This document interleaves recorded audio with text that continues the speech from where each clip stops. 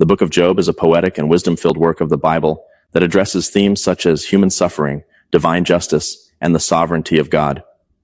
Job was a man of integrity and reverence for God who endured a series of extreme trials.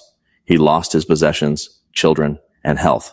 Despite all the suffering, he struggled to understand the reason for his afflictions and questioned God, trying to discern the purpose behind it all. In the final chapters, Job 38:41, God responds to Job not by directly explaining the reason for his suffering, but by revealing his greatness, power, and wisdom in creation and the governance of the universe.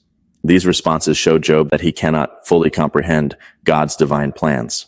The meaning of Job 42:2. In this verse, Job acknowledges God's absolute sovereignty. He declares, "I know that you can do all things. No purpose of yours can be thwarted." Spiritual applications, trusting God in the midst of suffering. Job 42:2 reminds us that God is sovereign and worthy of trust, even when we face difficult situations. Although Job never received a complete explanation for his suffering, he gained a new understanding that God was in control and that his plans were perfect. Humility before God.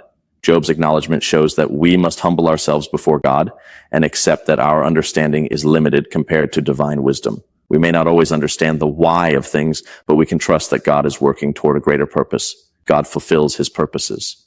This verse also reinforces the idea that God's plans are unshakable. He is not constrained by human circumstances or the forces of evil. This brings comfort and assurance that God is always working for the good of those who love him. Romans 8:28. Conclusion. Job 42:2 is an expression of worship and submission. After having his doubts confronted by God's revelation, Job recognizes divine majesty. It serves as a reminder that we can trust in God's sovereignty and plans, regardless of the circumstances we face.